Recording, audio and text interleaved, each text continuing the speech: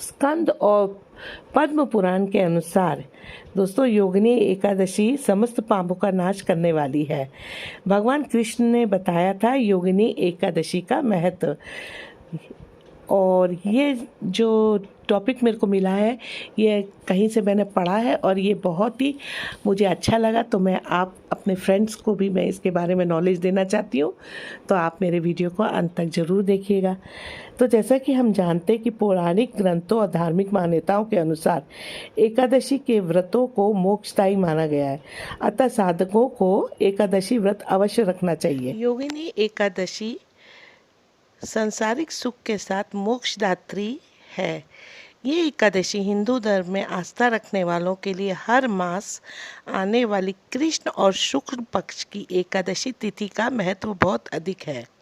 पौराणिक ग्रंथों की अगर हम देखें तो हर एकादशी का अपना अलग महत्व बताया गया है। इन्हीं विशेषताओं के कारण इनके नाम भी विभिन्न विभिन्न रखे गए हैं। कुल मिलाकर साल भर में 24 एकादशियाँ होती हैं। मलमास की एकादशियों को मिलाकर इनकी संख्या 26 हो जाती है। इन्हीं एकादशियों में एक एकादशी का व्रत ऐसा भी है जिसके करने से हमारे समस्त पाप नष्ट होते हैं, साथ ही इस लोक में सुख भोगकर और परलोक भी की मुक्ति के लिए इस एकादशी का उपवास रखने से हमें लाभ होता है।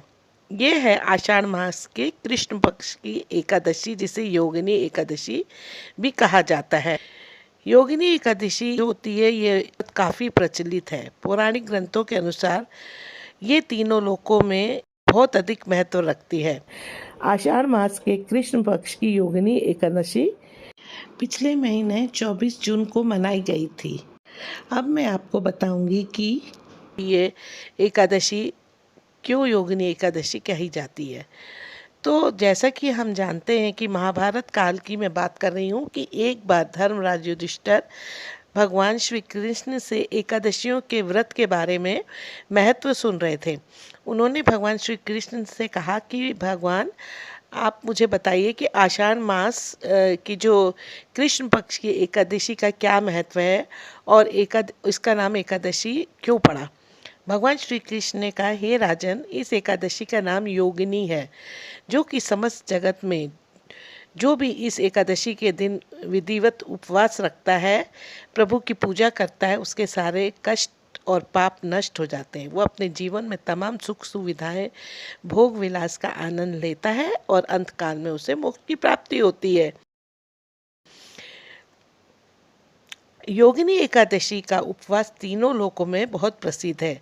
तब युधिष्ठिर ने कहा कि प्रभु, योगिनी एकादशी के महत्व को आपके मुख से सुनकर मेरी उत्सुकता और बढ़ गई है, कृपा करके मुझे विस्तार से बताइए। तो कृष्ण भगवान जी ने इसके संदर्भ में जो कथा कही वो मैं सुनाती हूँ, आप ध्यानपूर्वक सुनिए। स्वर्ग लोक की अलकापुरी नामक नगर में कुबेर नाम के राजा राज किया करते थे। वो बड़े ही नेमी धर्मी राजा था और भगवान शिव के बहुत बड़े उपासक थे। आंधी आए, तूफान आए, कोई भी बाधा उन्हें भगवान शिव की पूजा करने से रोक नहीं सकती थी। भगवान शिव के पूजन के लिए उनके लिए हेम नामक एक माली फूलों की व्यवस्था करता था। वो हर रोज पूजा से पहले राजा कुबेर को फूल देकर जाया करता था। हेम अपनी पत्नी विशालाक्षी से बहुत प्रेम करते था। वो बहुत ही सुंदर स्त्री थी।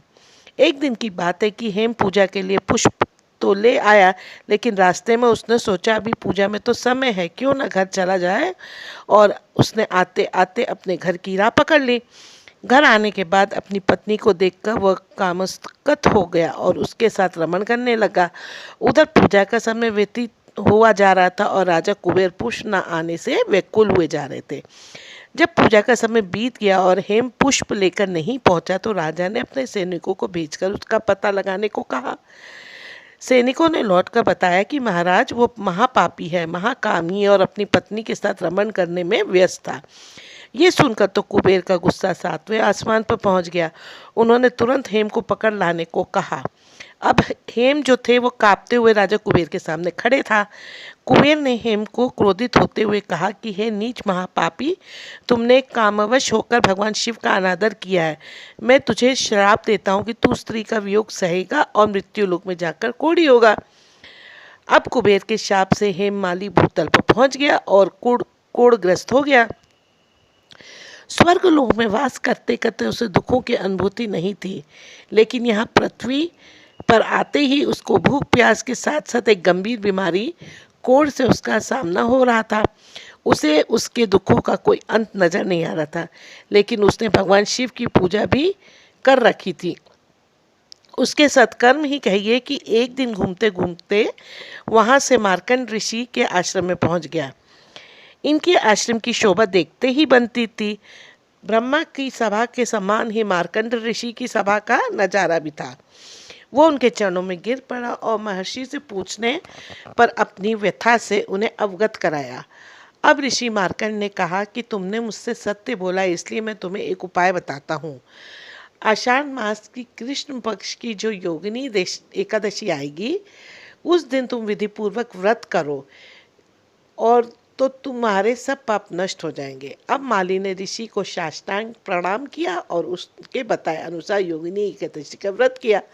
इस प्रकार उसे अपने श्राप से छुटकारा मिला और वो फिर से अपने वास्तविक रूप में आकर अपनी स्त्री के साथ सारे सुख भोगने लगा। अब दोस्तों आपको मैं बताऊंगी कि एकादशी का क्या महत्व है। तो एकादशी का व्रत करने से साधक को जीवन में समृद्धि और आनंद प्राप्ति होती है। साथ ही योगिनी एकादशी का व्रत करने से साधक को जीवन चक्रों से मुक्ति मिलती है और ईश्वर की कृपा से वो स्वर्गलोक की प्राप्ति होती है। स्कंद और पद्म पुराण के अनुसार योगिनी एकादशी समस्त पापों का नाश करने वाली है। ये विधि विधान से व्रत करने वाले साधक के देह की समस्त व्याधियों को नष्ट करके उसे सुंदर रूप, गुण और यश देने वाली है। तो इस दिन दोस्तों भगवान विष्णु जी की पूजा होती, तो हमें किस तरह से यारी की पूजा करनी चाहिए तो मैं बताती हूँ कि व्रत की एकादशी के दिन दशमी तिथि की रात्रि से ही सादा भोजन ग्रहण करना चाहिए। मतलब जिस दिन एकादशी उसके एक दिन पहले रात्रि से ही सादा भोजन आप लोग ग्रहण कीजिए। अगले दिन उठकर नित्य कर्म के बाद स्नान करके व्रत का संकल्प लेना चाहिए और विष्णु जी और कृष्ण जी की भी पूजा करनी चाहिए। इस दिन स्नान कर स्वच्छ वस्त्र पहने भगवान विष्णु की मूर्ति को गंगाजल से स्नान करवाकर चंदन, रोली, धूप, दीप, पुष्प से पूजन और आरती करें।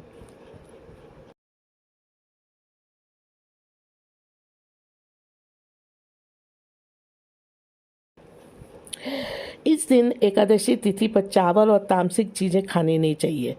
अब मैं दोस्तों आपको बता रही हूँ कि तामसिक चीज़ों से इस दिन दूर रहना चाहिए।